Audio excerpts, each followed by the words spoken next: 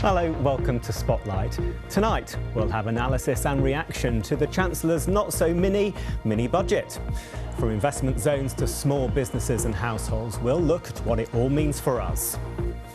I'm in Tor Point, where I've been finding out whether people think they'll be better off after the government's mini-budget. As energy costs soar, one community in Cornwall digs deep to heat their homes. At risk of crumbling into the sea, the coastal castles that could be lost to climate change. And it's feeling quite warm out here this afternoon, but our winds changed direction, making it feel much cooler than we've been used to as we head into next week.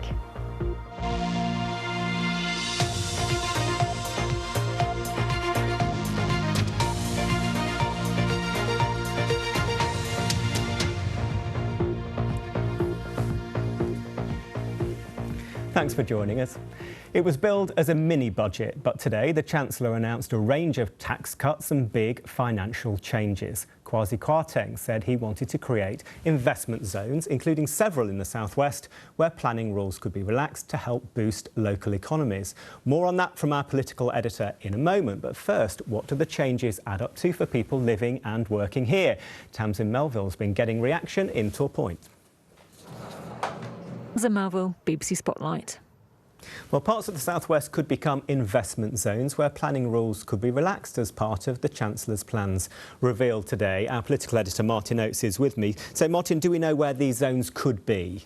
Yes, so in the document accompanying the Chancellor's speech, there was a list of sternly potential sites, 6 of them here in the southwest. So if we look at the map of the region, you can see a cluster of 3 of them in Cornwall, 1 in Plymouth, and then heading north and east, 1 just north of Bridgewater in Somerset, and some sites unspecified near Weymouth in Dorset. So what's so special about them?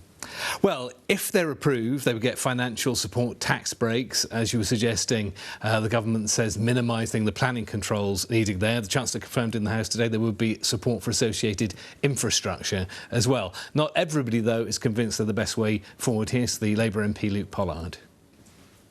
Well, it seemed to be the right priority to me. And what about help to get people on the housing ladder? Well, I think the headline thing is increasing the threshold for stamp duty. The government's also apparently planning to release government land for new builds and to generally streamline the planning process. Meanwhile, Sir Elaine Saxby, the North Devon MP, asked the Chancellor what more the government could do to help the pressure on housing in coastal communities like those in her constituency. I warmly welcome. And Martin, some interesting announcements on renewable energy. Yes, so the government's reiterated its support for plans to build an offshore wind farm in the Celtic Sea, something, by the way, Sir Elaine Saxby is very keen on. It's also decided to ease the planning requirements for onshore wind. Now, offshore wind tends not to be terribly controversial, apart from in the fishing community. Onshore wind, different matter entirely. And this is a budget which was largely, clearly aimed at the Conservative Party faithful. A lot of Conservative MPs, Conservative activists, constituents of Conservative MPs don't like onshore wind farms at all. So that's going to be an interesting one to watch as it plays out. OK, brilliant. Thank you very much for that, Martin. And of course, we'll have more analysis and debate on today's mini-budget on Politics Southwest this Sunday morning at 10:15. Now, even with the energy price cap, many of us are looking at how we can keep warm this winter without it costing the earth, both financially and environmentally. Well, one street in Cornwall is part of a multi-million-pound project where homes are being retrofitted with ground-source heat pumps. The big question is, will their bills be cheaper? Gemma Woodman's been to Stithians to find out. Stithians. Now, English Heritage is warning that 3 historic sites in the southwest, including Tintagel Castle, are at risk as climate change increases the rate of coastal erosion. The charity also says Bayard's Cove Fort near Dartmouth and Garrison Walls on the Isles of Scilly are also vulnerable to rising sea levels and more frequent storms. An appeal's now been launched to raise money to try and halt the damage. Jonah Fisher has more.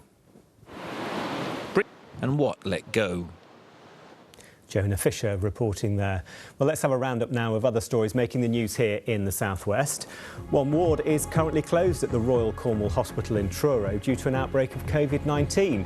It comes as pressure continues to mount on health services in the county, with 30 ambulances seen waiting outside earlier this week. Health bosses said the queues were down to high demand for all its services. Tributes have been paid to the Devon-based author Dame Hilary Mantel, who's died aged 70. Dame Hilary was president of the Budleigh Salterton Literary Festival.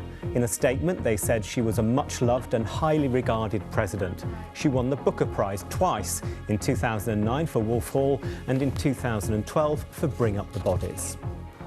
Unpaid adult carers will be able to access free leisure services in some areas of Devon as part of a scheme to boost their physical and mental well-being.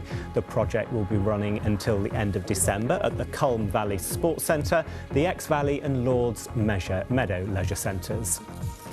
And a special conservation project in Dorset to help boost the number of barn owls has seen the highest ever number of chicks. Dorset Council said up to 20 barn owl boxes have been put in place at farms 4 years ago. This summer, a record 9 chicks were discovered across 4 of the farms.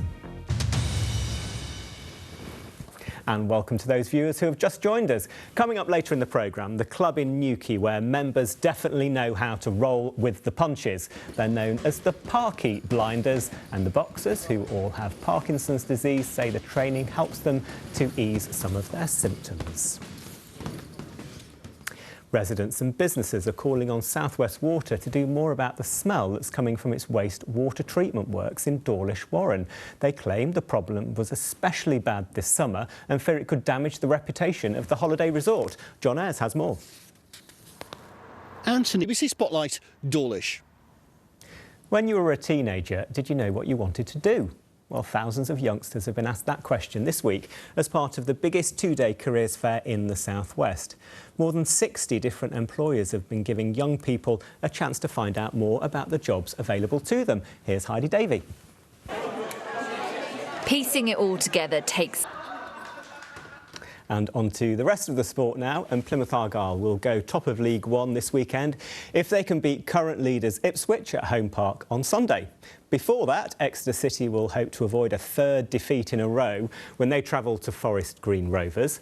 In the National League, Torquay are at Wrexham and Yeovil welcome Boreham Wood at Hewish Park. And looking at the weekend's rugby, and the Exeter Chiefs can make it 3 wins from 3 when they take on Harlequins at Sandy Park. That's also a Sunday kick-off, and the Cornish Pirates will be hoping to extend their unbeaten start to the season when Bedford come to Penzance.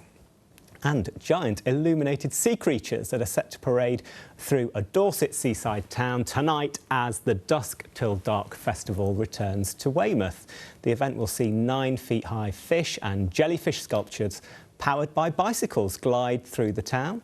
The 1-hour parade this evening and tomorrow starts in about half an hour. That looks absolutely lovely.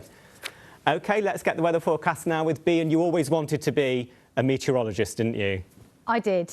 It does sound cliché, I did. Well, you're very good at it, so that's lucky. That's the right answer, Kirk. Try and bring some sunshine over the next few days. We've had some sunshine today, actually. We did see a feel a little bit milder. Kirk. Thanks, Bea. Well, we love hearing from you, so spotlight@bbc.co.uk if you would like to get in touch. That's it from us for tonight. Thanks for watching. Have a brilliant weekend. Bye-bye.